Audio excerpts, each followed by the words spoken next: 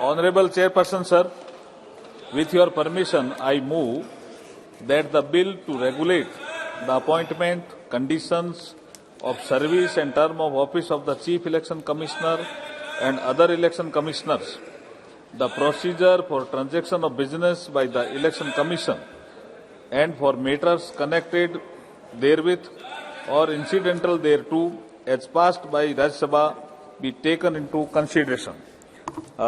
सभापति महोदय, मैं बहुत ही एक लिमिटेड पर्पज के लिए आपकी अनुमति से इस महान सदन के समक्ष उपस्थित हुआ हूं।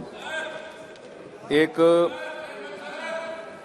सुप्रीम कोर्ट का फैसला आया कि संविधान निर्माताओं ने आर्टिकल 3242 के तहत भारत का जो निर्वाचन आयुक्त होगा उसके लिए कुछ कानून बनाने के लिए बात की थी, लेकिन कई साल बीत गए, कानून बना नहीं। 91 में एक कानून बना, लेकिन उस कानून में अपॉइंटमेंट का जिक्र नहीं था, इसलिए फिर कोई पीआईएल में गया और उसके बाद सुप्रीम कोर्ट ने एक स्टॉप गैप अरेंजमेंट किया कि जब तक पार्लियामेंट कानून नहीं बनाए तब तक ये व्यवस्था रहेगी।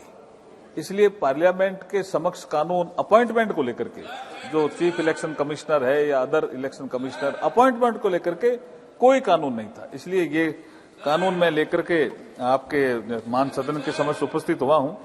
इसमें जो राज्यसभा ने इसको पास किया है, क्योंकि पहले राज्यसभा में 10 अगस्त को ये इंट्रोड्यूस हुआ था, तो उसमें कुछ ऑफिशियल अमेंडमेंट थे जो मैं पहले जिक्र कर देता हूं। एक ऑफिशियल अमेंडमेंट क्लॉज 6 से संबंधित था इस बिल में, जिसमें एक सर्च कमेटी थी। उस सर्च कमेटी पहले कैबिनेट सेक्रेटरी की अध्यक्षता में थी और इसमें ऑफिशियल अमेंडमेंट के माध्यम से वो सर्च कमेटी अब लॉ मिनिस्ट्री की अध्यक्षता में हो जाएगी और 2 सेक्रेटरी उसके सदस्य होंगे। उसके बाद सिलेक्शन कमेटी सेम ही रहेगी जो प्रधानमंत्री जी की अध्यक्षता में है।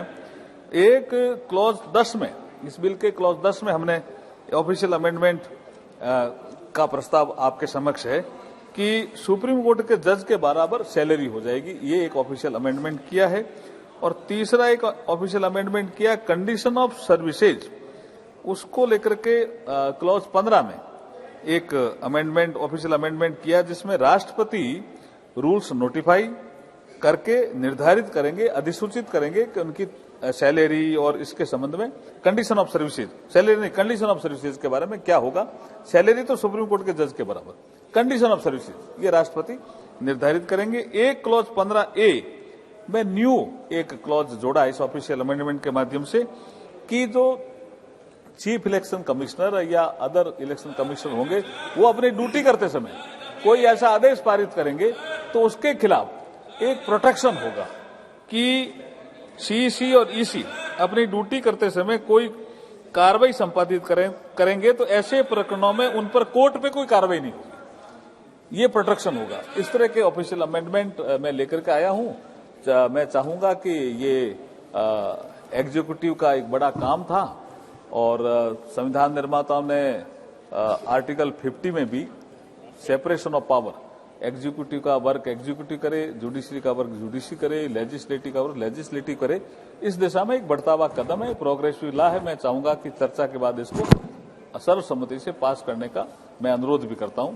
धन्यवाद।